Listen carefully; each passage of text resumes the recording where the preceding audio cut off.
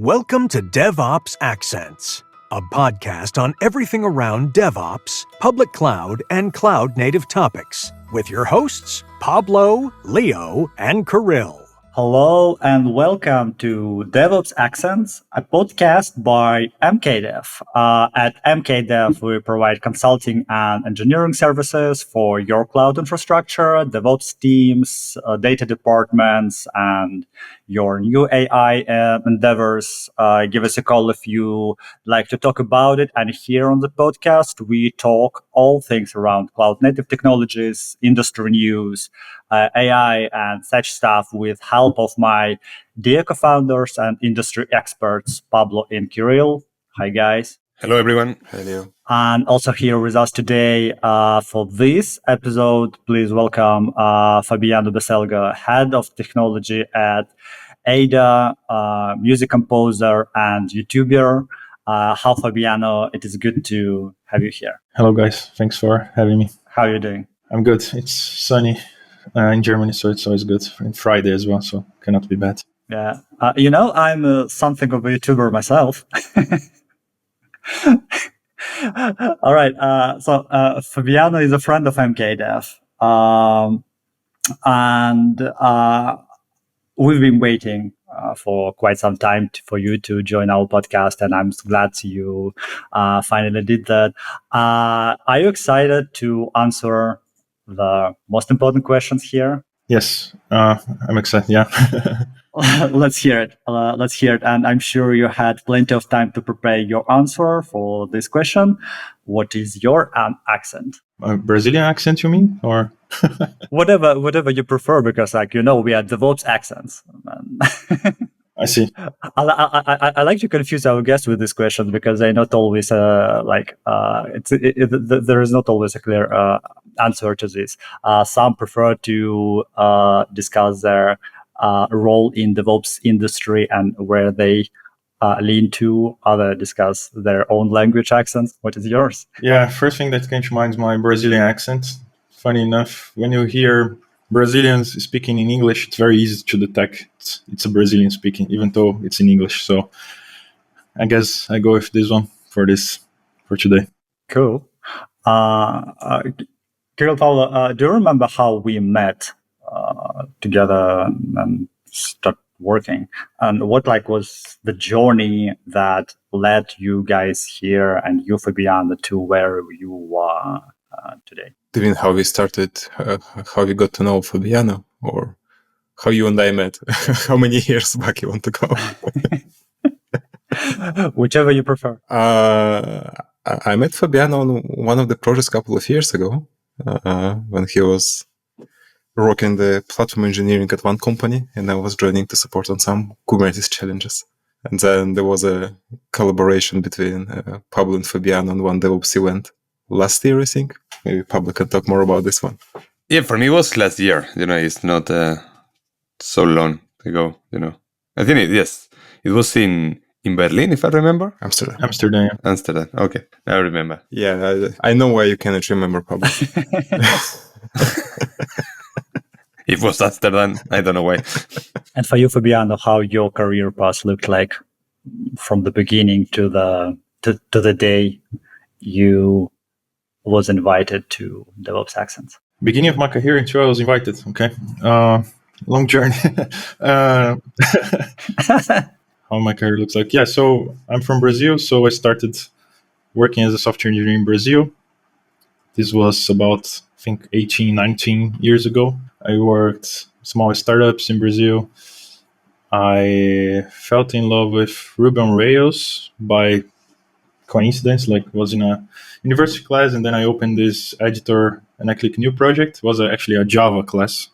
And I clicked new project and I saw Ruby, and then I started researching about it. Ended up doing my thesis of the university around Ruby on Rails and start working. I love the community around the mindset and everything.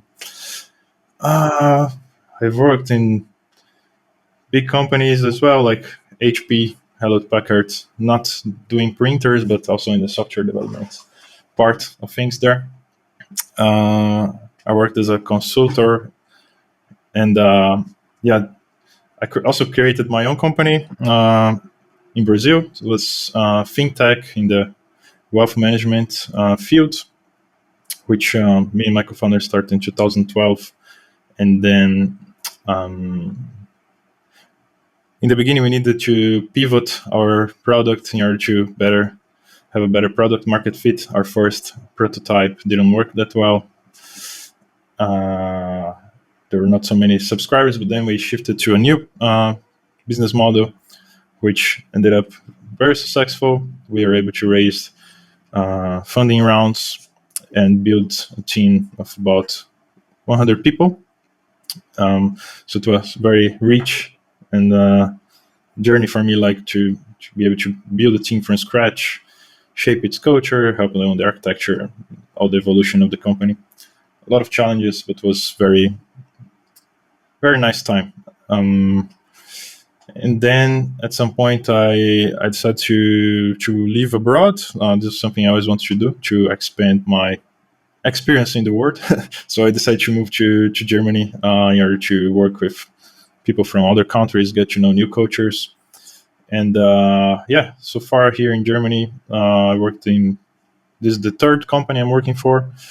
And I really feel that expanded the way I think about things and got to know people, worked with people from different parts of the world with different cultures. And this has been very, very interesting experience. Your job as engineer, like engineering stuff that you are doing, was it like a deliberate choice that you decided I want to do this, or was it a natural evolution of the skills that got your attention at the beginning?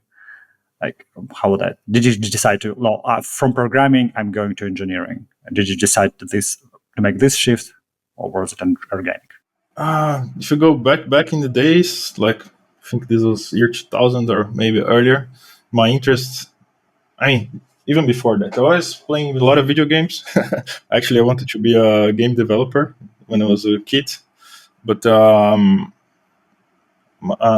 my uncle was doing websites with Flash. Remember Flash? Mm-hmm. My uncle was doing some websites with Flash, front page, and one evening, like he showed me how to do it, and my interest about that grew a lot. And I started doing websites for myself, and I created a website about heavy metal, and I hosted that on GeoCities. A long time ago. And this website got somehow famous. Like when you search for some of the bands, you would be the first link on Google. And then I started my university. And then from there, basically doing things around software development since then. But yeah, I think was my uncle sparking this interest in me, and then never stopped. Cool. And what are you doing today?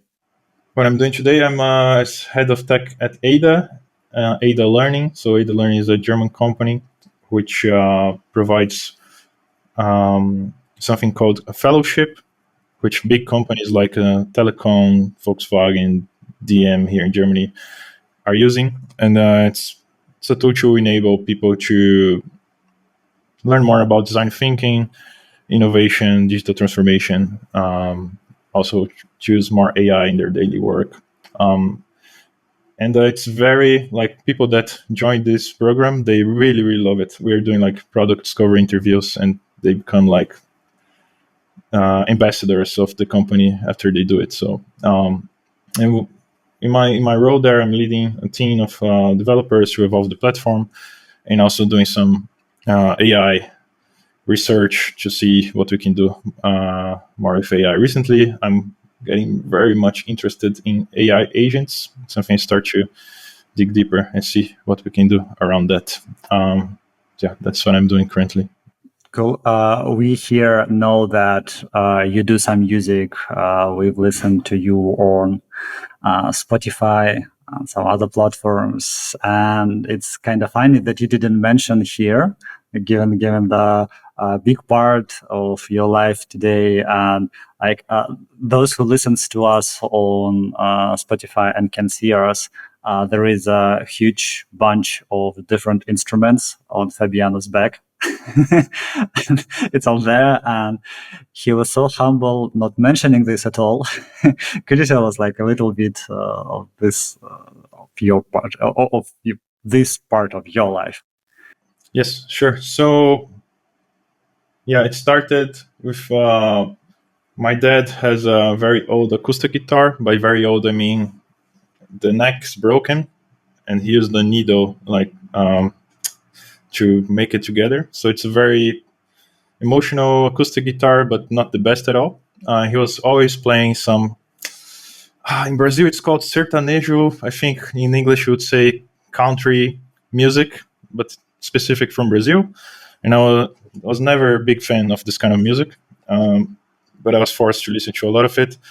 But at some point, he was teaching me some chords, how to play some chords on the guitar, and also my interest grew a lot on this.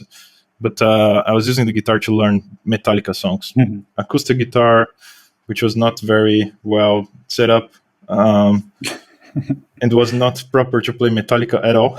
Well, for some songs, it can be. Like for Nothing Else Matter, you can very well play on acoustic guitar. Others not so much. Yeah, exactly. But Nothing Else Matters, Fade to Black, this kind of songs kind of doable on the acoustic guitar, but the setup of the guitar was not good enough by the time, so the strings were very high from the fretboard. But I didn't know, so this was my only option. But I started playing. I created some bands, cover bands. At some point, I bought myself an electric guitar, and had several cover bands in Brazil, like System of a Down cover, Megadeth cover, etc., etc. And we played in small bars in Brazil. We didn't earn anything, only water, but then we played for the pleasure of playing. It was already satisfying enough to play for the public. And I started composing some songs here and there using a software called Guitar Pro. I was doing basically freestyle without too much knowledge behind, composing some songs. Then I also created a band to only play songs that we composed together, which was called Nordic Empire. And we also performed in a couple of places. I wouldn't say we got famous, but some people in the very small scene in São Paulo, Brazil, knew us. And but it's funny because after I started working more heavily in the IT industry, I stopped composing for quite a long time. And I came back doing that a few years ago. I think about 4 years ago, I started composing again. And this was the time that I learned how to do music production and start to publish some songs to Spotify and other streaming platforms. I remember the first upload to Spotify was kind of a big deal for me because it was very uncertain what's going to happen. Should I really do it, etc. But after the first one happened, I started uploading kind of every month a new song, sometimes even more. And some of the songs got 100K streams, things like that. So yeah, it's something I do as a way to express myself, and I really love doing it. And the technology, really, it's a home studio that I have, right? So it's fascinating for me that I can do this from home, and yeah, really like it. Do you remember how you started? How you got back to recording and composing again? Because there are a lot of people who have their hobbies and who try to combine this with their main jobs and cannot find the energy, enough passion to do that. Like they get back from the job and they're so tired and so drained out of the energy.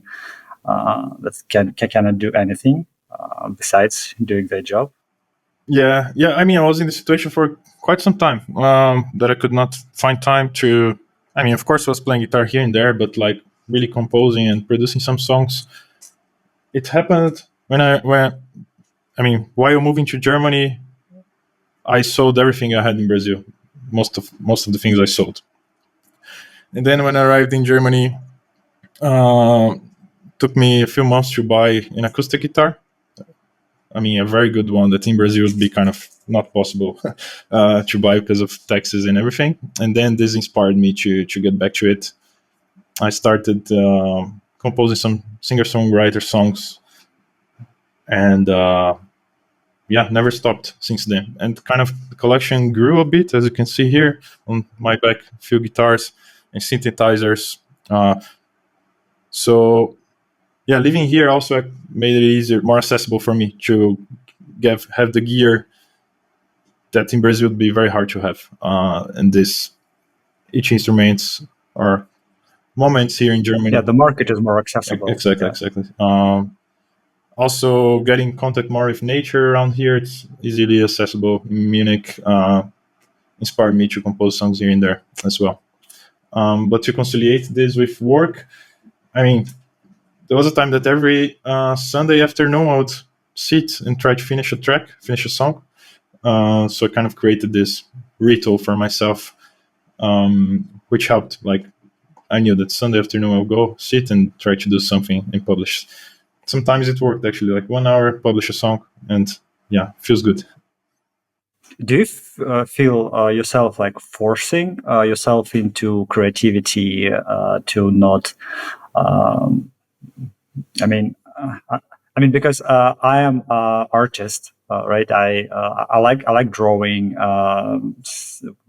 Whenever I have some spare time to do something, I like grabbing my tablet and sketch something. But the other days, even though I feel like doing this, I find myself like that I have to force myself to do that, because I know, because human brain is naturally a lazy creature, and it tries to save its energy and not to waste on anything. And it kind of feels like being a creative person drains so much energy from your brain. I often find myself fighting with my own brain, because I know that I like drawing, I like create some new stuff, but then I find myself forcing to do this. Do you feel the same, or for you it's more like natural? Like, no, you think about, I get home from my work and then I have more time to do that. How do you feel about that? For me, it became kind of, it's more organic, natural, I would say, and became kind of a necessity. Like, trying to think of a good example, analogy. Maybe there is an analogy, but like something I need to do. Like, it's, if I don't do it, I feel that I'm missing something. So it's a natural necessity that I have, and comes naturally. So to give some examples, there was a time I was doing a bike ride. And during the bike ride, I had an idea of a melody, and then I recorded. By the way, I'm always recording new ideas on the phone or any device, because it's very fast to forget this kind of thing. So I was recording. You mean humming on your phone, like recorded with your voice? Yeah. Cool. Yes, actually, I have like 2,000 recordings of these ideas. So there was a song I was recording the melody on the phone. And when I arrived home, I composed a song, which I didn't release yet, but it's one of the songs that I really liked, that I composed. Like, I think it's my favorite.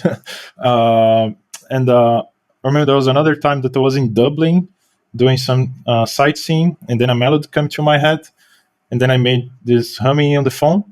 And after I came back home, I used this and I composed the full song out of it. So inspiration comes from time to time, and I'm very diligent on capturing it, because I know it's going to vanish very fast. And then I follow up on that. So this one workflow, like something organically comes.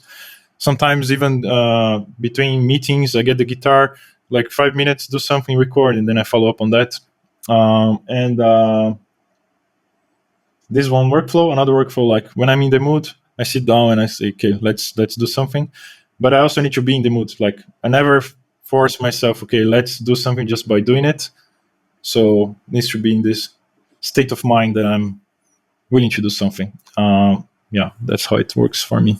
I guess I can see where the idea of putting special music rooms into offices come from. Like that you have some idea during the meeting, and then you go to this room to play some guitar and relax and be creative. And when you work from home, it's even much easier. And the other day I was reading a research that specifically was researching generation Z, and millennials on their preferences. And it says something like 80% of remote workers, they say that balancing work and personal life is super important for them, and it's like the main huge priority and the main reason why they would prefer one job over another. And this is way higher compared to hybrid or non-remote workers, who are around like 60% or something like that. Like when you can work remotely, you have more control, like over your day, which means you can like fit in personal stuff without stressing a bit about the rigid office hours or something like that. And there's whole thing with a younger generation, especially Gen Z. They're like super focused on job satisfaction and work-life balance. And there was a survey that shows a huge percentage of them willing to even reject employers that don't offer this good balance. I wonder what the reason for that. They care a lot about their jobs aligning with their personal values and personal hobbies. Like, and it's not about paycheck. It's shifts. These shifts are like. I don't know, maybe it pushes companies to rethink how they approach work culture, because if they don't, they risk losing talents. And I wonder, how do you feel about it? Like, would you prefer having more money, sacrificing your hobby? Like, you have to work more, you have to work in a more stressful, maybe not stressful, but still more. They will pay you more for that, but you won't be able to continue doing your music stuff. Yeah, I value life quality a lot. Actually, one of the reasons to move to Germany was to improve overall quality of life. So yes, I would not trade life quality for money. And regarding the remote work, it's funny when you were talking. I remember now, before, because there was this during pandemic, right? This changed the way companies work and shaped to have more remote work, major companies. But I think it was 2015, my company in Brazil, we started doing remote work, hiring people all over Brazil. This started because we are always very present in meetups, conferences, mainly around Ruby on Rails. And one time we went to the northeast of Brazil, and then I spoke there in a conference called Tropical Ruby. And there we met amazing developers that I really felt we are missing out to not hire people from different states and work remotely for us. So actually hired 2 developers that we met in this conference, and this shaped our company to be more remote and start hiring all over Brazil. So yeah, we did that. And I remember by the time, a lot of companies were asking us for advice, how to do it, how do you know people are really working, this kind of things. And in the end, it's all about, it's a different mindset you need to have, right? So in the end, it was hire people you trust. And it enabled us to move faster, I would say, and have a more diverse team in terms of software developers that were not living nearby in São Paulo, which was the place we had the company. Because how it is in Brazil is these days is remote work is something that is working. Yeah, there is this movement of a lot of Brazilian developers working for US companies, European companies, because money, likewise, it's much better compensated. So actually, there is this difficult of Brazilian companies hiring because there is this competition which is not that fair money wise. So yeah, but there are a lot of developers I know from my network that works for external companies. It's a kind of trend. Do you think your project infrastructure is well set and maintained? We know for sure there is always room for improvement. If you are uncertain where to begin, let's first do an audit of what you already have. We will review your setup from every angle: performance, cost, security, high availability, and automation, and provide you with a detailed roadmap of which direction your infrastructure should go, generate concrete tasks for you to implement, or even take on your infra entirely, if you let us, of course. Because I can see currently these days, that when you're talking about developers, it's different for other kind of work, like, a cloud architect in mind, anything like that. But okay, when you're talking about developers, there are many places, many countries, like for example, Spain, but not in Madrid, in other little cities like Salamanca or Valencia, or you go to places like other countries like Romania or Poland, that they have something like a factories of developers, and they have these, but everyone is on site, and they have these maybe 1,000 people working in the same building, all of them doing working like in a factory way. I can see that because day by day I can see that there are less and less people working as remote. So it was a trend. Everyone moved to be remote, and day by day I can see how it's going back. It's like this power of, okay, you can work from home is disappearing.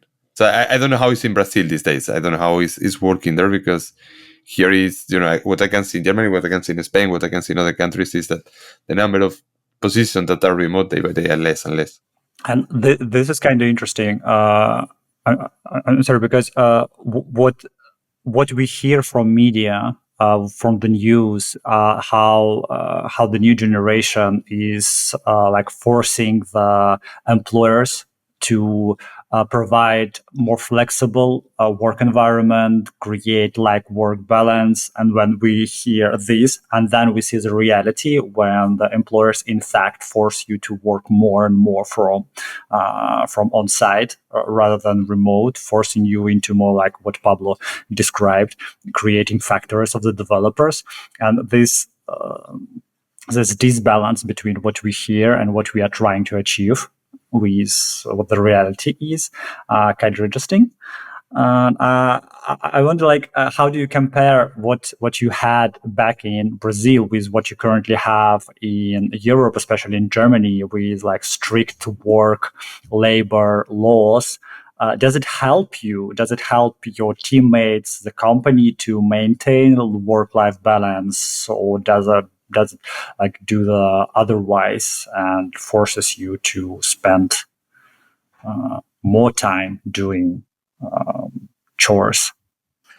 That's interesting. I mean, to be honest, I don't see that much of a difference, because at least my last experience in Brazil was in my company, and I had the possibility to shape how it works. But my mindset around there for the things that I built was life quality first. Like, so if there was someone willing to work longer to finish something, like work long hours, actually I would give feedback that this is not what the company wants. So it was actually a critical feedback, like, don't do this, like, go home, finish your things, live your life, and then come back tomorrow like with a fresh mind. And in my experience, every time if I'm tired working long hours and I'm struggling to solve a problem, like, I don't know, 2-3 hours, come next day, like 5 minutes, it's solved. So I think it's even more efficient. So that's also what I see here in Germany. Like, people are very strict on work hours. It's very hard to reach people after 5 p.m., for example. At least in most of the companies I ever worked here. So yeah, but I mean, this is from my experience. Before in Brazil, my early career, some of the companies I worked for, there was this sprint sometimes to deliver something, working on weekends, but something that definitely should be an exception. Otherwise, if this becomes a rule, it's like not healthy, in my humble opinion.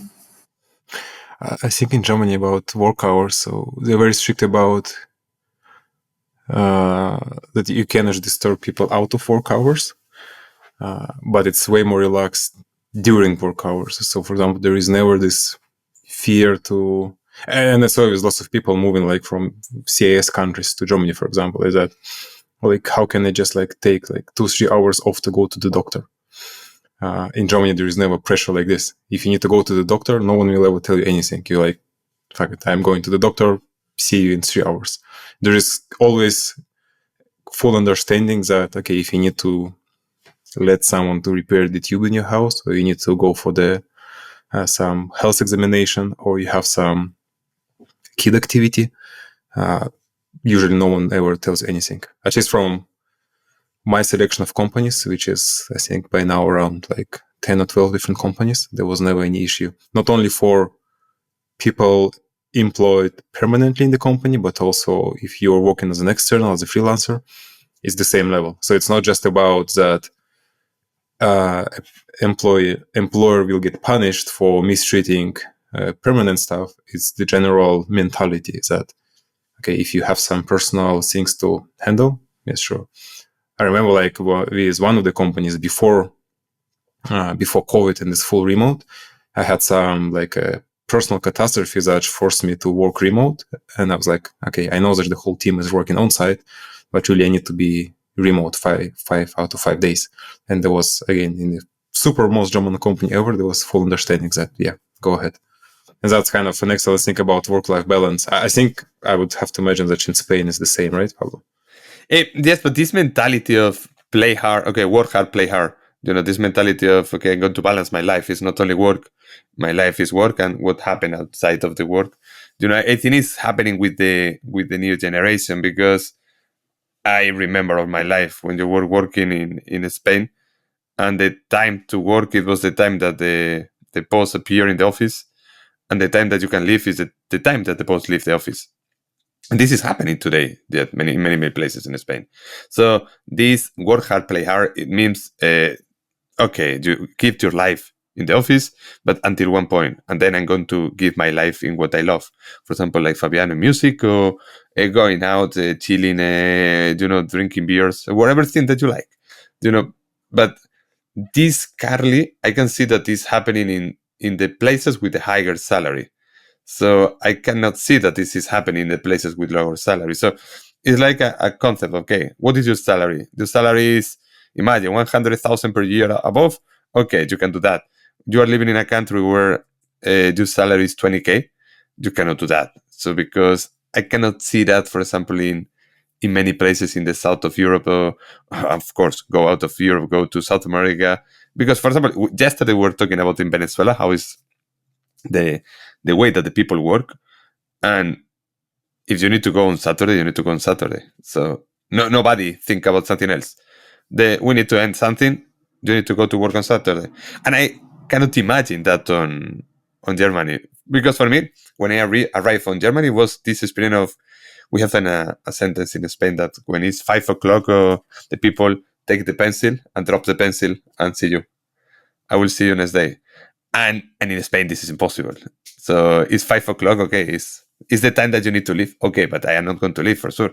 Nobody leave at 5. The people leave at 7 and 8. Depends of the moment that the boss is going to leave. So and this mentality is changing, but only in few big companies, not in the big one, in the little ones. But it's true about what you said about Saturday. Like, you can be asked also as an IT person to be available on Saturday if there is like some incident.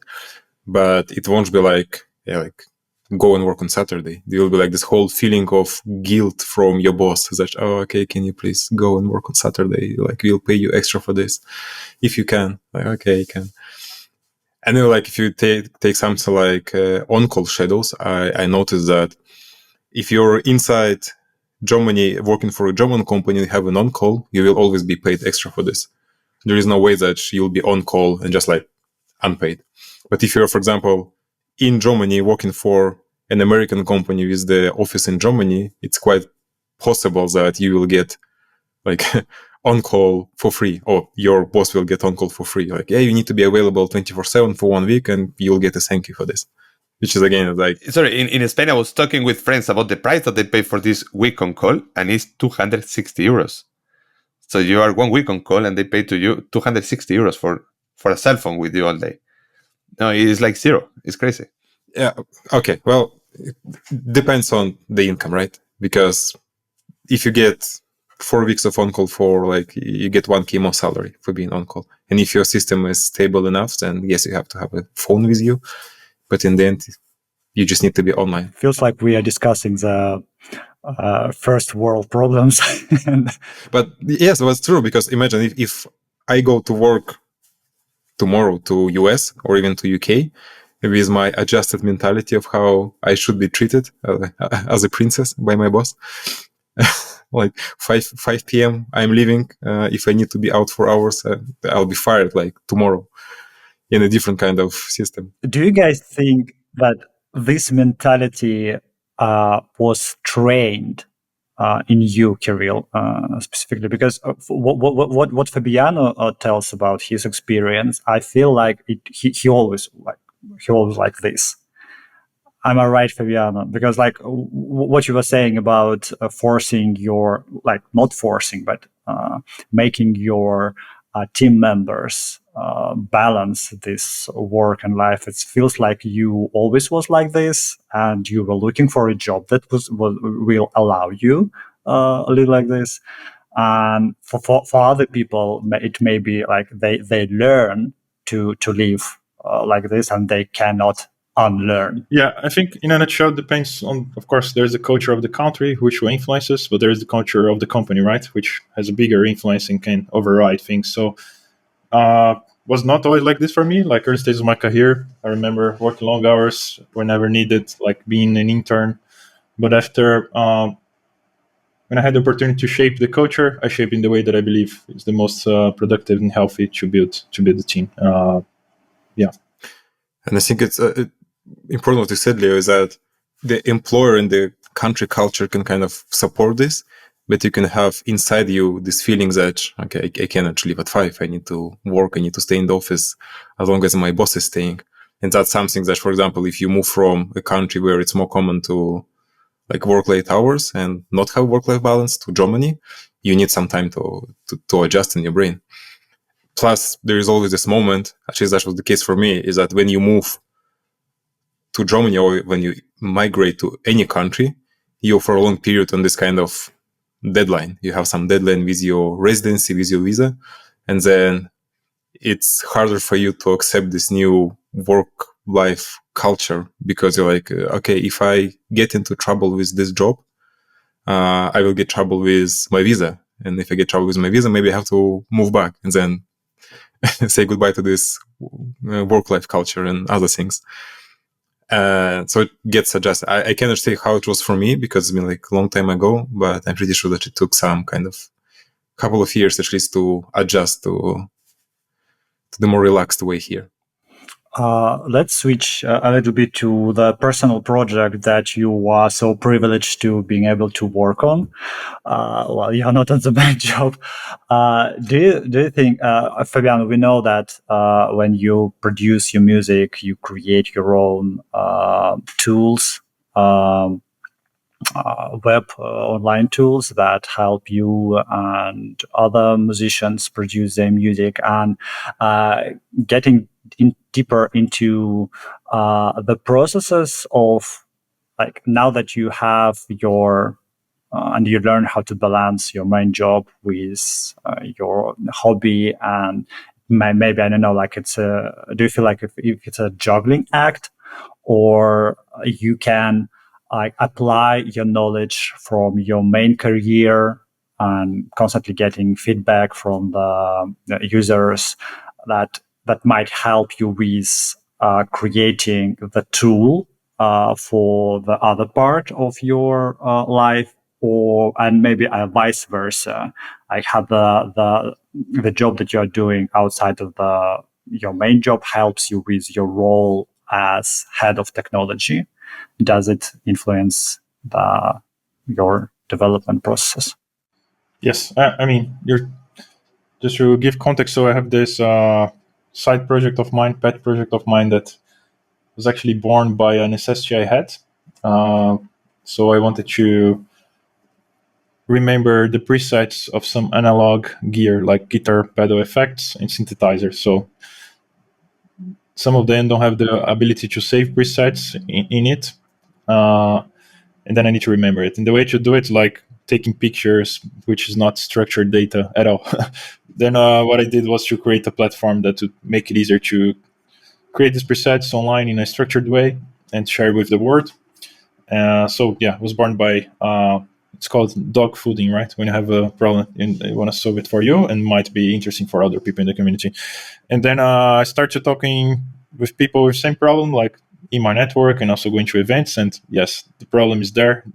People feel the problem. And I start to talk with manufacturers, like the companies behind these synthesizers and guitar pedals, and they also felt the necessity for that. So I started to develop this connection with these companies, and some of them gave me pedals for free in order to bring it to my platform, promote it. So that helped me to stay engaged and keep the discipline to keep developing it. By the way, the platform is called Tonic Codes, tonic.codes, in case anyone listening is interested in guitar pedals and synthesizers. But answering your question, like I feel both ways. Like I'm able to do this because of my experience, background in software development, management, creating products and everything. And also what I learned in music, I can combine these two things and create something unique. There's nothing like this in the market. And do you have some advices for those who listens to us, or to share some specific challenges that you learn to overcome? Like, I don't know, how do you deal with biases, and ensure that your product development remains customer focused and responsive to real user needs? And what I'm most interested in, do you think that this what you are doing for the musicians helps you to create products on your main job? Like, where do you learn more on how to respond to real user needs, from your main job or from your pet project that you are implementing, you're working on, specifically answering to your fellow musicians' needs and answering to the manufacturers of the instruments' needs? Like, you have your that directly influence your product decision, and then how it translates to how you respond to your user needs on your main job. Yes, so I'm using some techniques around product discovery in order to identify better the needs, requirements, pain points from users. And recently, I got to know this book called Continuous Discovery Habits by Teresa Torres, which she provides a framework in order to map the opportunity solution space. By opportunity, she calls opportunity, she does not call like problems, because opportunities can be like needs, pain points, etc. So it's not necessarily a problem. It can be like entertainment, for example. It's not a problem, entertainment. So she classifies as opportunities. And there is this opportunity solution tree, which you map. So in a nutshell, on the top of this tree, you have your desired outcome, which usually it's a business outcome, product outcome, like acquire more users or increase engagement in some part of the product. And then you have some opportunities below that, which are actually voiced from the customer. So, like, to give the example, connecting to my project can be a concrete example. Like this problem I just shared with you, I want to remember the presets that I created so I can reuse them. This one problem statement. Or I want to share with the world, or I want to get inspired by the way people are using my gear, the gear I have in different ways. So it's to start developing this opportunity solution tree. the recommendation is to start talking to customers, potential customers or existing customers in these product discovery interviews. And the author of the book, she recommends to do this weekly.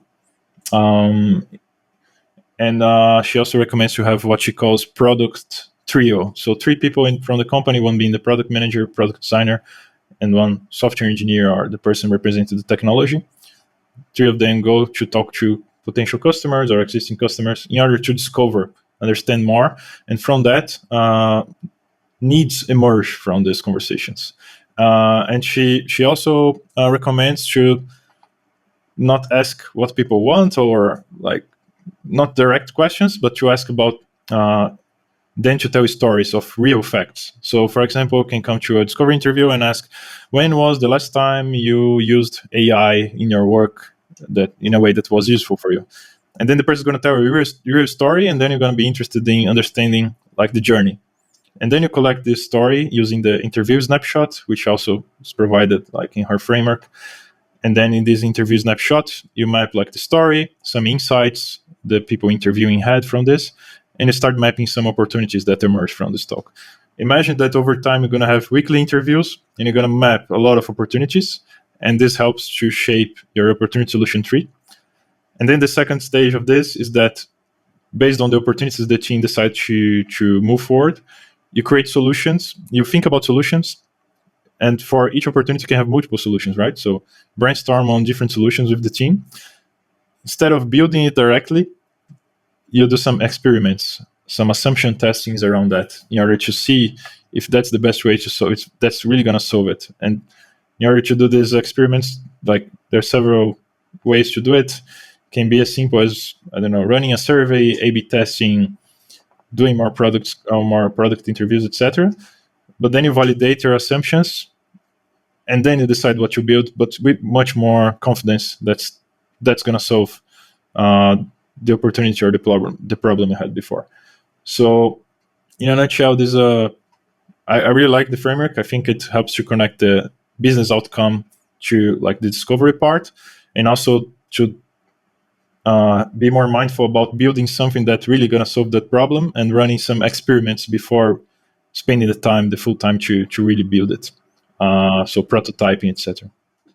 And I think it still might require a lot of experience and expertise from your past career, past roles, because you are risking to give a wrong meaning to the answers that your users provide, and like we all are biased in some way. So you have to learn how to actually work with this data. But still, I think it's kind of useful and very interesting. Those who listens to us, make sure to note the book called Continuous Discovery Habits by Teresa Torres. And what are the advices like you would give to, I know, inspiring innovators out there who listens to us? Like what key pieces of advice would you offer, specifically how they could stay motivated and effectively use these practices and integrate their personal passion with their professional goals to create something meaningful and successful? Like, what's your key secret? One thing that I learned, because I had, of course, other side projects in my life, which I did, but I didn't continue developing it. And I was thinking about what's the difference between this one and the other ones and why I'm sticking and developing it. So back in the days when I had an idea of a side project, I would get like a full weekend and develop it, and then it's ready and never touch it anymore. And probably people hearing this podcast might have similar experiences. What's different for me right now is that instead of doing this sprint of 48 hours and that's it, I have small periods of time, but almost daily. So like at least 30 minutes per day, I really block myself to work on this. Even if I move just a little bit, it's constantly moving. So this is one thing, like discipline better than like a sprint So this would be first device. Second one, do something that really matters for you, and ideally that you are also the final customer. Because in my project, I'm also the final customer, so I feel the pain point as well, and I feel the need to develop it more.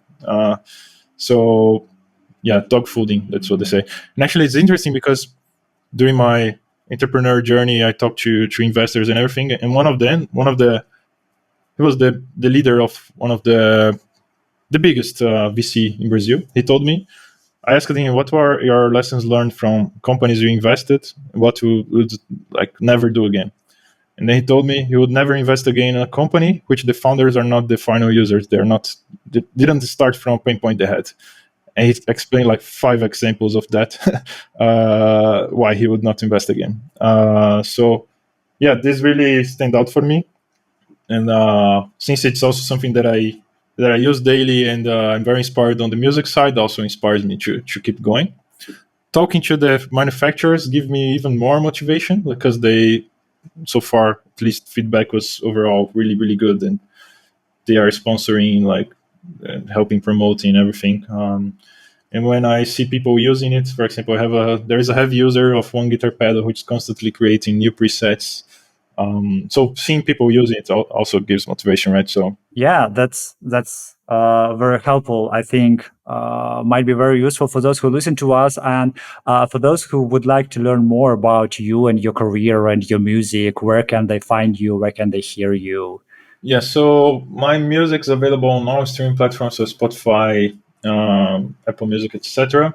My artist name is Fabiano B, so Fabiano, and then BE, which is like first syllable of my name. Yeah. Okay, thank you. I will make sure to put the links to the platforms, to the socials, to find you, to talk to you, and to listen to you.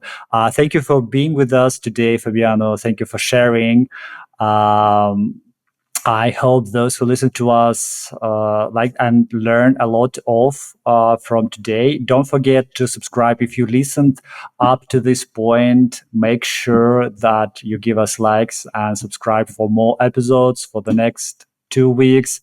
And don't forget to subscribe to our bi-weekly MKDev Dispatch newsletter, where you can find all the new things that happened around, all the new articles that we released and published.